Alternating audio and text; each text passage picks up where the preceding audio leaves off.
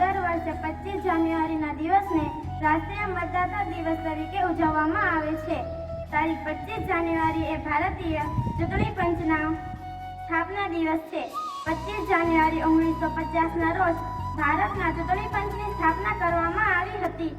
ભારતના ચૂંટણી પંચના સ્થાપના દિવસની યાદમાં દર વર્ષ 25 જાન્યુઆરીએ રાષ્ટ્રીય મતદાતા દિવસની ઉજવણી કરવામાં આવે છે. 25 જાન્યુઆરી 2011ના રોજ તત્કાલીન રાષ્ટ્રપતિ પ્રતિભા પાટીલ દ્વારા રાષ્ટ્રીય મતદાતા દિવસની શરૂઆત કરવામાં આવી હતી.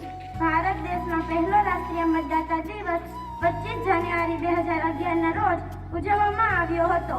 રાષ્ટ્રીય મતદાતા દિવસ ઉજવવાનો મુખ્ય હેતુ નવા મતદારોને પ્રોત્સાહિત કરવાનો, જાગૃત કરવાનો, સુવિધા આપવાનો, મહત્તમ નોંધણી કરવાનો છે.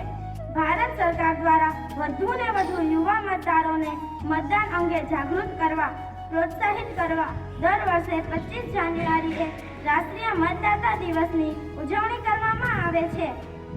દર વર્ષ નવી દિલ્હીમાં રાષ્ટ્રપતિના મુખ્ય મહેમાન પદે રાષ્ટ્રીય મતદાતા દિવસની ઉજવણી કરવામાં આવે છે. મતદાન એ આપણો મૂળભૂત અધિકાર છે. ભારત દેશ લોકશાહી વ્યવસ્થા ધરાવે છે. લોકોનું, લોકો દ્વારા, લોકો માટે ચાલતું શાસન એટલે લોકશાહી. ભારત દેશમાં સામાન્ય રીતે દર 5 વર્ષે ચૂંટણીઓ યોજાય છે, જેમાં લોકો મત આપીને પોતાના પ્રતિનિધિઓ પસંદ કરે છે. ચૂંટાયેલા સભ્યો 5 વર્ષ સુધી લોકોનું પ્રતિનિધિત્વ કરે છે.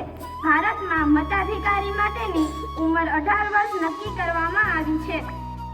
મતદાનનું મહત્વ સમજાવવા અને કોઈ પણ પ્રકારના ડર વગર મતદાન થાય એ માટે ભારતનું ચૂંટણી પંચ વ્યવસ્થા કરે છે. ચૂંટણી પંચ સમયે વધુને વધુ લોકો મતદાન કરી શકે તે માટે ખાસ પ્રયત્નો કરવામાં આવે છે. જાહેરાત અને વિશેષ વ્યવસ્થા થકી મતદારોને જાગૃત કરવામાં આવે છે. ભારત દેશમાં નોંધાયેલા સૌ મતદારો મતદાન કરી શકે તે માટે ખાસ વ્યવસ્થા કરવામાં આવે છે. તો ચાલો આજે આપણે મતદાન પ્રક્રિયા સમજીએ. સૌપ્રથમ મતદાન કરવા આવેલ વ્યક્તિ મતદાન અધિકારી પાસે જાય છે. મતદાન અધિકારી જે મતદાન યાદીની ચિહ્નિત નકલનું કાર્ય સંભાળે છે, તે મતદાન કરનાર વ્યક્તિની ઓળખ, દસ્તાવેજ અને મતદાન યાદી સાથે મેળ ખાય તે તપાસ કરે છે. આ પછી મતદાન અધિકારી કે જેઓ અવિભાજ્ય શાહીનું કાર્ય સંભાળે છે, તે તેમના ડાબા હાથની આંગળી પર અવિશ્વસનીય શાહીનું નિશાન બનાવે છે.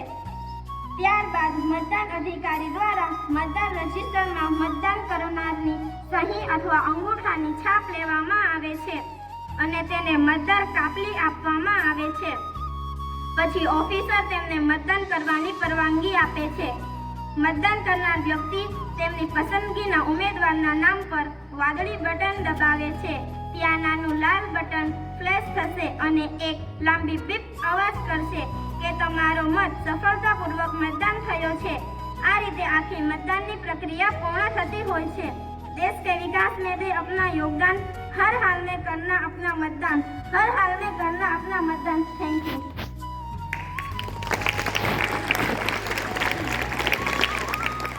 Class Southern,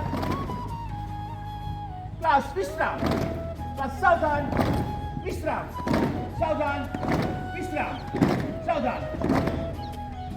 Kita pada lihat. Ayo.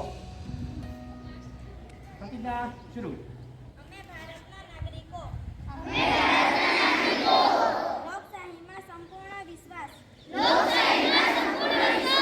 રાખીને પ્રતિજ્ઞા લઈએ છીએ કે અમે આપણા દેશની લોકતાંત્રિક પ્રક્રિયાઓની